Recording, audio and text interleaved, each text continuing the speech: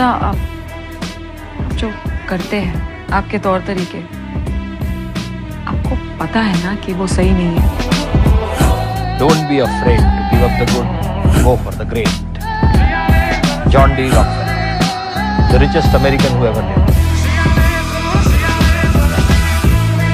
Hello guys and welcome back to this amazing channel that is the Crazy Commerce Professor.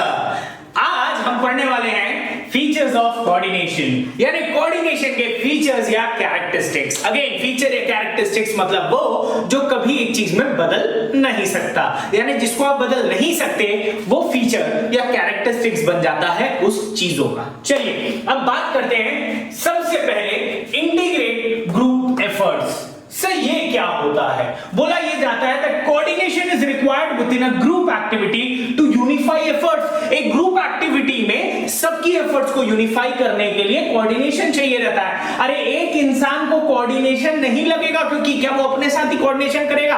आईने के सामने खड़े हो जाओ और बोले कोऑर्डिनेशन कोऑर्डिनेशन कोऑर्डिनेशन, अरे ऐसे थोड़ी चलेगा भाई।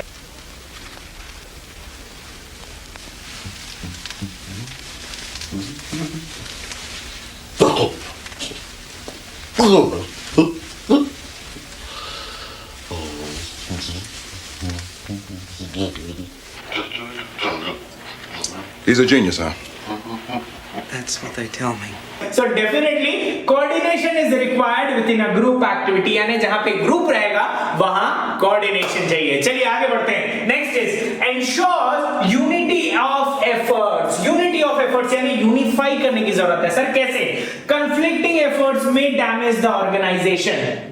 अरे हर कोई अगर अपनी अपनी चलाने लग गए, मैं कुछ अपनी चलाऊं आप कुछ अपनी चलाएं, फिर तो हो गया काम। तो बेसिकली यहां कहता है कि conflicting efforts may damage the organization, so coordination emphasizes on unifying efforts। यानी कोऑर्डिनेशन इस चीज पे एम्फसाइज करता है कि सबके एफर्ट्स यूनिफाई होने चाहिए।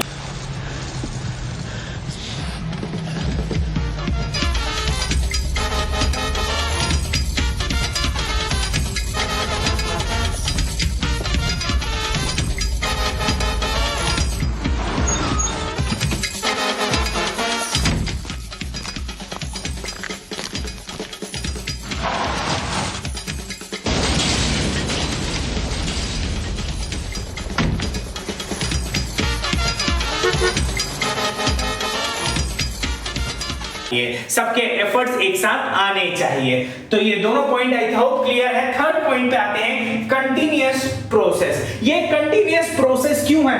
Because after the completion of one activity we jumps up to another and coordination is required again. यानी एक एक्टिविटी खत्म हुई, यहां कोऑर्डिनेशन लगा, अब भाई यहां पे भी, यानी इसके खत्म करने के बाद अब बिजनेस तो कंटीन्यूअस है, इसके बाद ये एक्टिविटी करेंगे तो यहां पे भी तो लगेगा कोऑर्डिनेशन। सो इसी वजह से कोऑर्डिनेशन क्या है? एक कंटीन्यूअस प्रोसेस। क्या मस्त प्लान है, बकवास कर रहा है ये।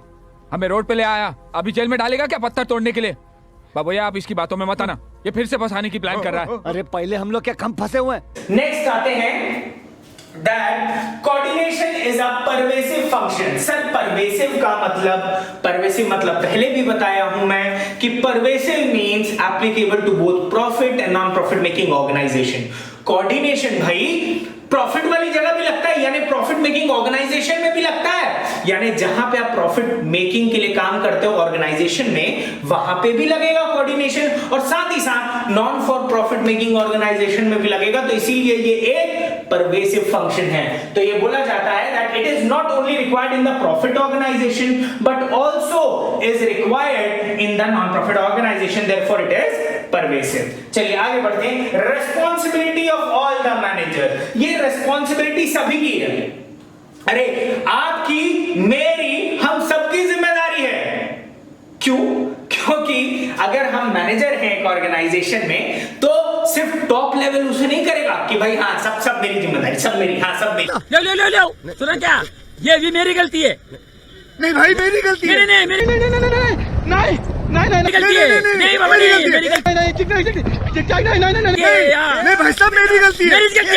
वैसा नहीं है, ठीक है। तो इसमें बोला ये जाता है कि टॉप के साथ साथ मिडिल के साथ साथ लोअर, ये सबको ध्यान रखना पड़ता है कि कोऑर्डिनेशन होगा तभी सारी चीजें अच्छी तरीके से होंगी। तो it is not only the responsibility of top level managers but the responsibility of all the managers at different level to try to coordinate activities of the organisation, and एक एक्टिविटी को दूसरे के साथ कोऑर्डिनेट करवाना। जैसे purchase अगर कर रहे हैं तो परचेज इस लायक हो कि प्रोडक्शन के अकॉर्डिंग हो, है ना, जो आप बनाने वाले गुड्स उसके अकॉर्डिंग परचेज हो, तो यहां कोऑर्डिनेशन होना चाहिए, वही चीज यहां कह रहा है। चलिए आगे बढ़ते हैं। Next, deliberate function. अच्छा सर, पहले तो डेलिब्रेट का मतलब क्या होता है? Deliberate means done on purpose, जो जानबूझ के किया है।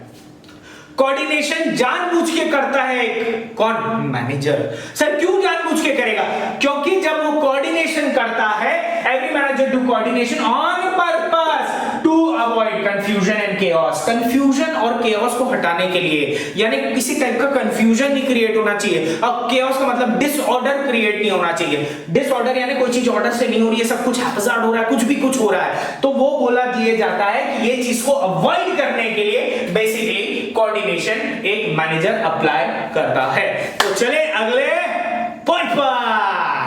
तो चलिए आगे बढ़ते हैं और आगे का टॉपिक समझते हैं, that is the importance of coordination या नीड ऑफ कोऑर्डिनेशन। पर आगे बढ़ने से पहले आपसे एक छोटी सी गुजारिश, subscribe to the channel will be highly appreciated and like और शेयर तो जरूर करना है ना। अब जब आए हो तो कर ही दो। इस बेल आइकन को इग्नोर मत कीजिए, इसे दबाइए।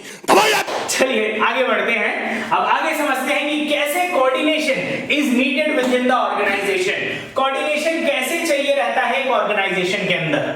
तो सबसे पहला बोलता है size of the organisation. Larger organisation need more coordination due to large number of employees and their individual need. यानी जहां बड़ी ऑर्गेनाइजेशन रहेगी वहां ज्यादा एम्प्लॉइज रहेंगे, और अगर ज्यादा एम्प्लॉइज हैं तो वहां पे ज्यादा कोऑर्डिनेशन चाहिए रहेगा, क्योंकि जितने ज्यादा एम्प्लॉय सब कोई अपना सोचता है, और ये लोग अगर अपना अपना चलाने लगे तो फिर तो दिक्कत है भाई। इसीलिए ये सबको आपस में कोऑर्डिनेट करना पड़ेगा, यानी बड़ी ऑर्गेनाइजेशन में कोऑर्डिनेशन की रिक्वायर्ड ज्यादा रहती है। अगला, फंक्शनल डिफरेंशिएशन। देखिए हर एक ऑर्गेनाइजेशन में अलग अलग डिपार्टमेंट होते हैं, राइट। अलग डिपार्टमेंट के अलग फंक्शंस होते हैं। अगर हर डिपार्टमेंट अपने बेसिस पे करे, प्रोडक्शन अपना चला रहा है, सेल्स अपना चला रहा है, फिर तो काम हो गया भाई। इसीलिए बोलता है कि डिपार्टमेंट के बीच भी एक कोऑर्डिनेशन होना चाहिए ताकि ऑब्जेक्टिव पूरा हो पाए। यानी organisation have different department and their functions need to be coordinated to fulfil the objective, यानी अल्टीमेटली ऑब्जेक्टिव पूरा होना चाहिए। समझ में आया?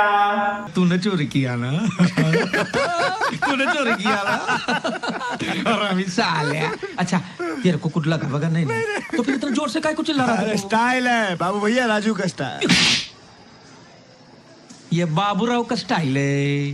आगे बढ़ते हैं। Next, specialisation. अब देखिए स्पेशलाइजेशन का मतलब क्या रहता है।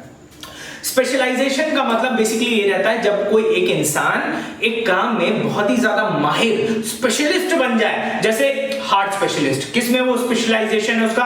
हार्ट में, कि वो हार्ट का मतलब पूरा सर्जरी सब कुछ कर देगा, सब कुछ बता देगा आपको, तो बेसिकली उसे हम स्पेशलिस्ट कहते हैं। और स्पेशलिस्ट लोग की खास बात रहती है, इनमें ना ईगो बहुत रहता है। अगर काम देखिए, जब मैं भी स्पेशलिस्ट हूं, अकेले काम कर रहा हूं ना, तो बेसिकली बोलना ये चाहते हैं कि स्पेशलिस्ट लोग सेपरेटली वर्क करते हैं ज्यादातर, क्योंकि उनको लगता है भाई अपने को बहुत आता है, अपने को आता है, मतलब खत्म कहानी। अच्छा ये बताओ, तुम दोनों में से अच्छी तरह कपड़े धोना किसको आता है?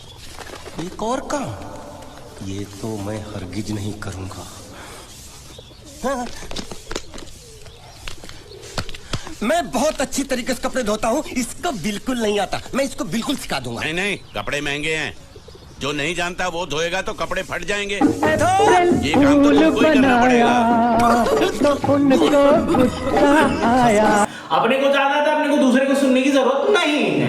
तो जब ऐसे वाली बात हो जाए कि भाई आप स्पेशलिस्ट हैं और आप अकेले ही वर्क करना ज्यादातर पसंद करते हैं, तो फिर तो हर तरह का अगर मैं स्पेशलिस्ट अपॉइंट करूंगा तो अपना अलग ही काम करना पसंद करेगा, है, और सब अलग अलग काम करेंगे, फिर तो हो गया काम तमाम। तो कहता यहाँ पे यही है कि भाई आप लोग जो अलग अलग काम कर रहे हैं उसको अलग अलग ना करें, वो सब एक्टिविटीज को एक साथ जोड़ दें। यानी specialist tend to work separately, but if they work individually it will bring confusion and chaos. So coordination is needed between them. Basically coordination इनके बीच चाहिए रहता है ताकि यूनिफाई कर पाए इनके भी एफर्ट्स को। आई होप ये चीज क्लियर हुई होगी। That's it for today. मिलते हैं अगले